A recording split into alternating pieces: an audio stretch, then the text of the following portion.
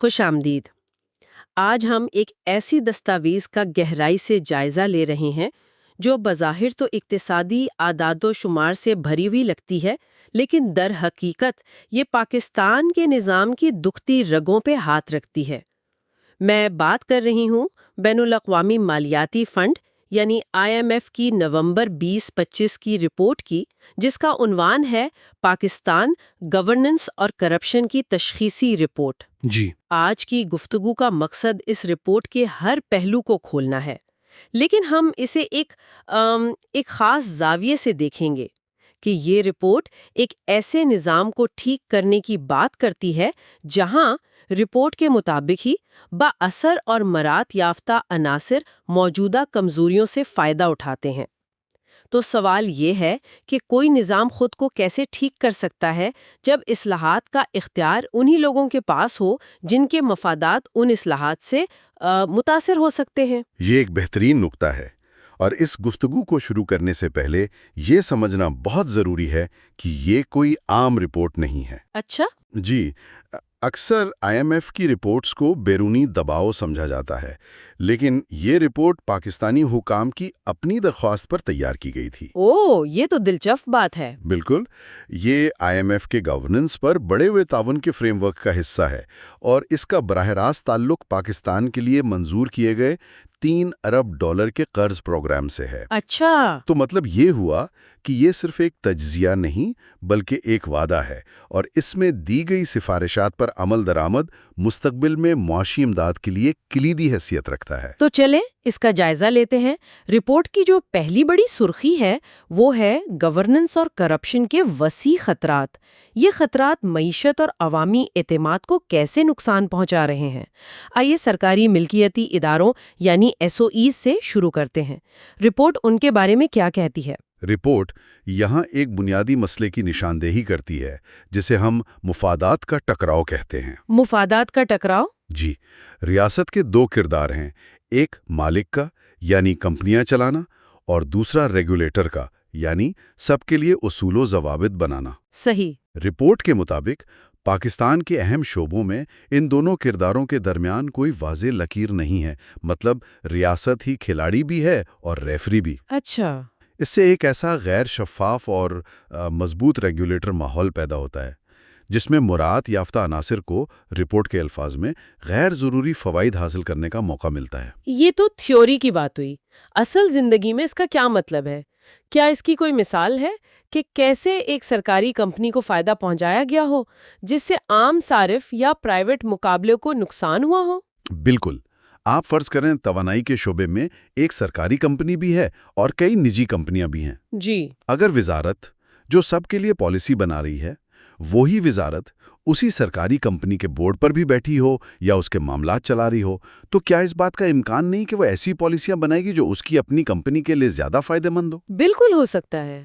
ہو سکتا ہے کہ نجی کمپنیوں کے لیے لائسنس حاصل کرنا مشکل بنا دیا جائے، یا سرکاری کمپنی کو سستے داموں ایندھن فراہم کیا جائے جبکہ دوسروں کو نہ ملے۔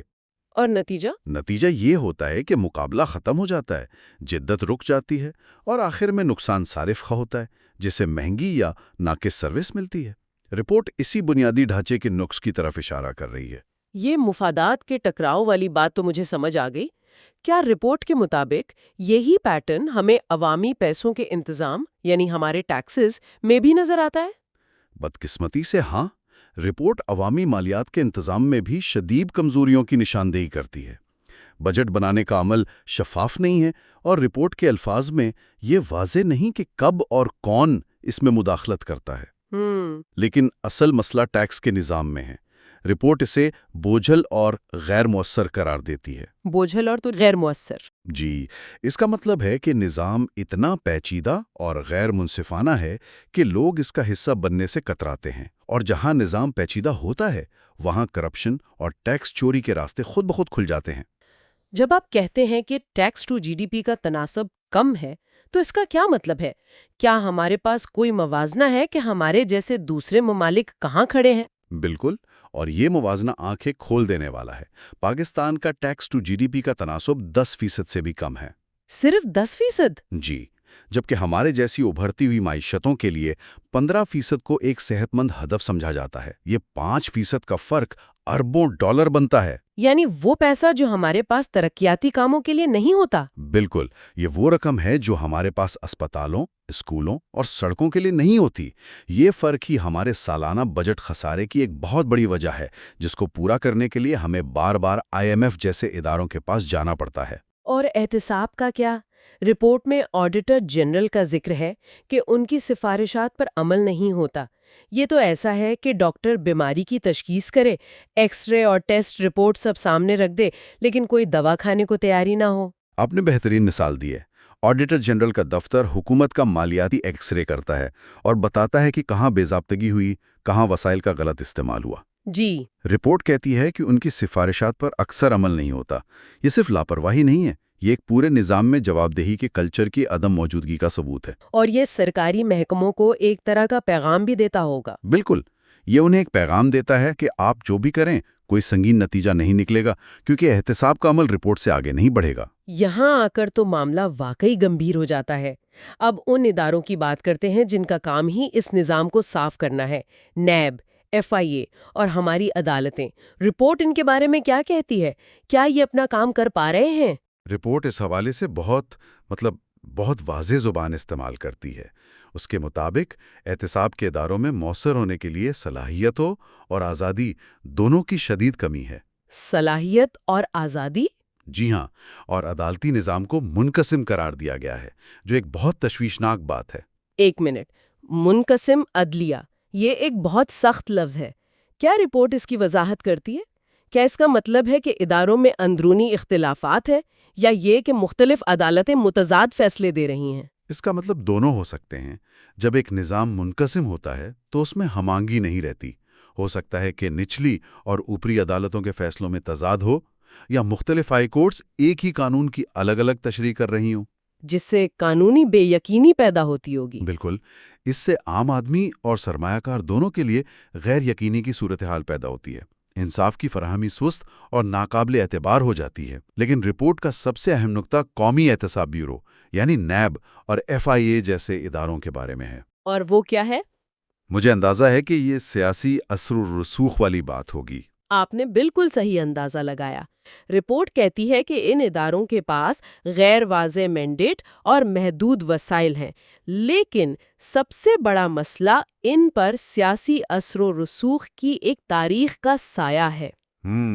ये बात हम मकामी मीडिया में सुनते रहते हैं, लेकिन जब IMF जैसी एक आप कह लें कदामत पसंद मालियाती तंजीम अपनी सरकारी दस्तावेज में ये लिखती है तो उसका वजन बहुत ज्यादा होता है।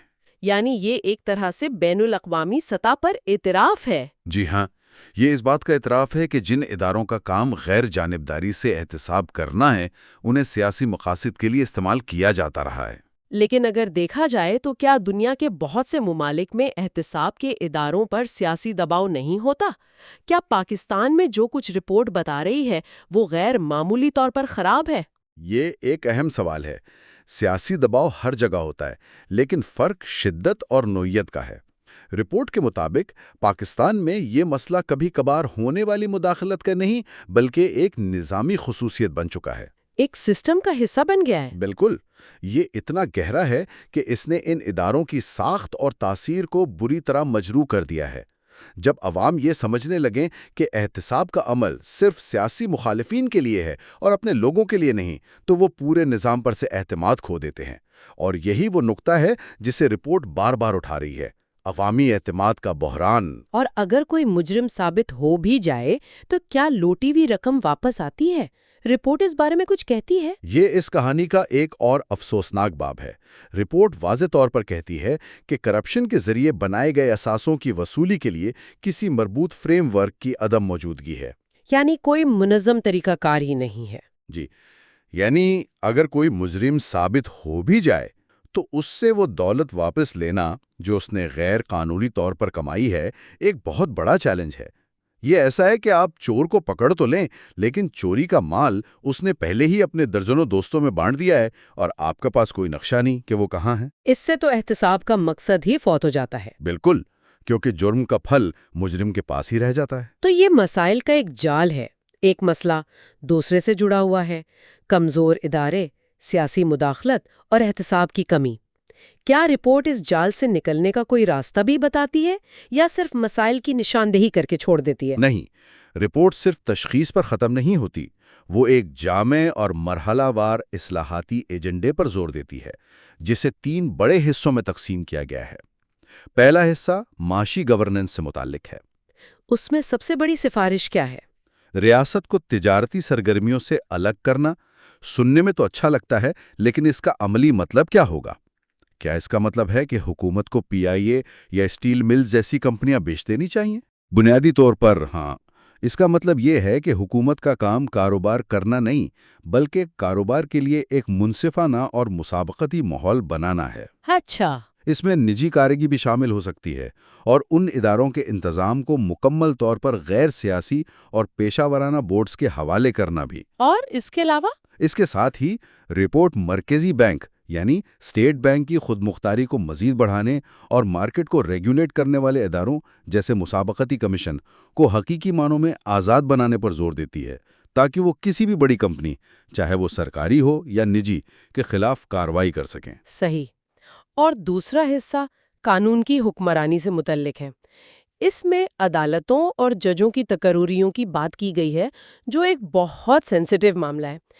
اس میں شفافیت لانے کا کیا طریقہ ہو سکتا ہے؟ رپورٹ یہاں کوئی مخصوص ماڈل تجویز نہیں کرتی، لیکن اصول واضح کرتی ہے۔ اس کا کہنا ہے کہ ججوں کی تقرریوں کا عمل اور معیار عوامی طور پر معلوم ہونا چاہیے، تاکہ یہ یقینی بنایا جا سکے کہ تقرریاں میرٹ پر ہو رہی ہیں، کسی اور بنیاد پر نہیں۔ اسی طرح عدالتوں کی کارکردگی کی نگرانی کے لیے ایک عوامی نظام بنانے کی بات کی گئی ہے، تاکہ یہ دیکھا جا سکے کہ مقدمات کتنی تیزی سے نمٹائے جا رہے ہیں اور انصاف کی فراہمی میں کیا رکاوٹیں ہیں۔ مقصد عدلیہ پر عوام کے اعتماد کو بحال کرنا ہے۔ اور تیسری اور آخری کلیدی سفارش انسداد بدعنوانی کے حکمت عملی کے بارے میں ہے۔ اس میں اثاثوں کے اعلانات کو پبلک کرنے کی تجویز سب سے ٹھوس لگتی ہے۔ جی، خیال یہ ہے کہ اگر سب کچھ عوام کے سامنے ہوگا تو چھپانے کو کچھ نہیں رہے گا، لیکن کیا اس کے غلط استعمال کا خطرہ نہیں؟ بالکل، یہ ایک جائز تشویش ہے۔ اثاثوں کی تفصیلات کو ذاتی سیکیورٹی کے لیے خطرہ بھی سمجھا جا سکتا ہے، لیکن رپورٹ کا استدلال یہ ہے کہ عوامی عہدوں پر فائز افراد کی جواب دہی زیادہ اہم ہے۔ دوسرے ممالک میں بھی ایسا ہوتا ہے؟ جی، دنیا کے کئی ممالک میں اعلیٰ عہدیداروں کے اثاثے عوام کے لیے دستیاب ہوتے ہیں۔ رپورٹ تجویز کرتی ہے کہ ایک نیا قانون بنایا جائے جو نہ صرف اثاثے ظاہر کرنا لازمی قرار دے، بلکہ غلط بیانی پر سخت سزائیں بھی تجویز کرے، تاکہ ایک کلچر پیدا ہو۔ بالکل، اس کا مقصد ایک ایسا کلچر پیدا کرنا ہے جہاں غیر معمولی دولت کو چھپانا ناممکن ہو جائے۔ اس کے ساتھ ساتھ تفتیش سے لے کر عدالتی فیصلے تک پورے عمل کو تیز اور مؤثر بنانے کی بھی سفارش کی گئی ہے۔ تو آج کی گفتگو کا خلاصہ یہ ہے کہ IMF کی یہ رپورٹ پاکستان میں گہرے اور نظامی گورننس کے چیلنجز کی ایک جامع تصویر پیش کرتی ہے۔ جی، یہ صرف چند افراد کی کرپشن کا مسئلہ نہیں، بلکہ یہ کمزور اور سیاسی طور پر متاثر اداروں کا نتیجہ ہے، چاہے وہ سرکاری کمپنیاں ہوں، ٹیکس کا نظام ہو یا پھر احتساب کرنے والے ادارے خود۔ بالکل درست۔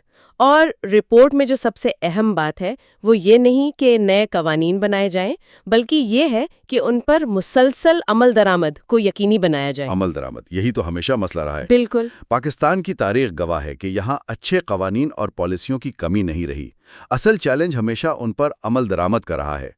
اسی لیے رپورٹ کے مطابق اصل امتحان ان سخت ساختی اصلاحات پر عمل کرنے کی سیاسی خواہش اور صلاحیت میں ہے۔ یعنی کیا ملک کا سیاسی اور انتظامی ڈھانچہ ان تبدیلیوں کے لیے تیار ہے؟ جی، خاص طور پر جب یہ تبدیلیاں کئی دہائیوں سے قائم مفادات کو چیلنج کرتی ہوں۔ اور یہ ہمیں واپس اسی بنیادی سوال پر لاتا ہے جس سے ہم نے شروع کیا تھا۔ رپورٹ میں بار بار مراد یافتہ عناصر کا ذکر ہے جو اس کمزور نظام سے فائدہ اٹھاتے ہیں۔